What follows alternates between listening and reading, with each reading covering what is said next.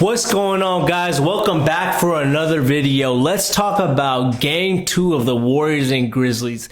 This was one of the more controversial games that I think has been played in a while.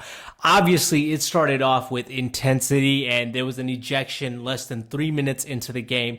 Dillon Brooks went up and clotheslined basically Gary Payton, knocked him out.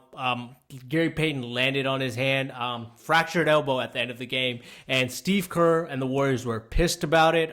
Steve Kerr said at the end of his, first quarter interview that was a dirty play. That wasn't them being physical. That was just straight up dirty. He called Dillon Brooks out again after the game, saying that he broke the code of basketball. He didn't specify what the code is, but I think we all have an understanding that the code basically is you don't put a guy who's in the air and try to undercut him, clothesline him, and put him at risk of injury for his career, for his season, for whatever it may be. You just don't make a play like that, and I tend to agree. So my takeaway, and I'll preface this by saying that I'm a Warriors fan, but I just want to look at it, and I know a lot of people are gonna say that let's take a step back as to why Dillon Brooks did this.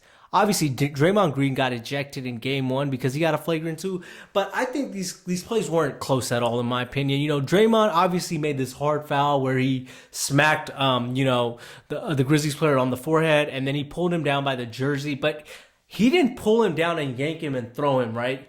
Draymond said his hand got caught, which I don't believe that, but I do think that he tried to hold him up, which means he tried to prevent an injury.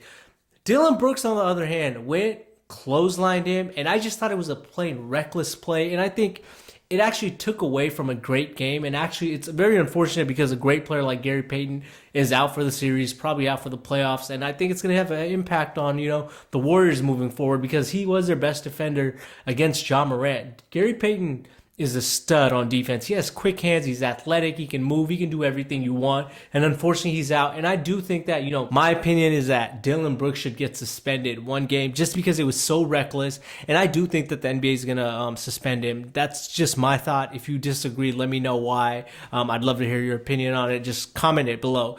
But let's get back to the game, right? This was one of the most intense games. There was a lot of back and forth, but I think the story of this game outside of that physicality and that clothesline from Dillon Brooks is Ja Morant is that guy, guys.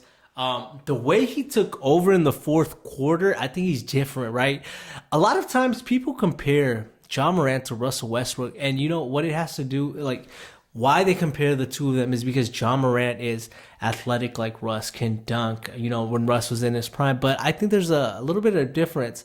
Ja, I think, might have a little bit of a better jumper. As the teams are daring Ja to shoot like the Warriors were, he's hitting those shots. And I think the Warriors are going to have to make an adjustment.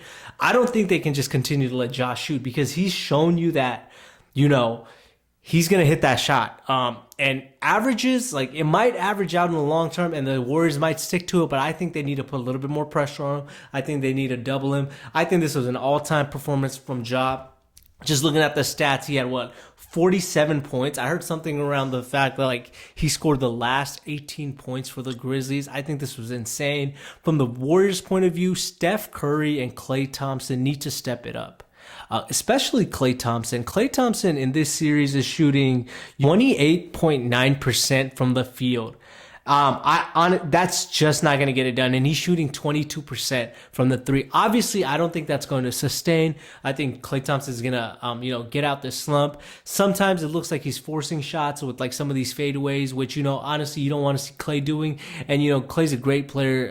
It's usually never a bad shot, but I just think he's forcing things.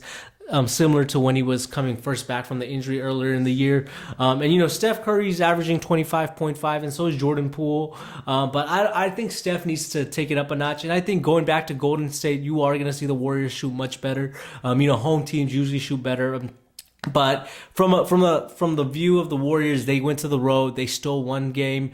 They could have stolen both games. And if you're the Grizzlies, you think that you won one game. You could have won the first game. So honestly, this is a very interesting series. I think it's very intense. There's a lot of physicality.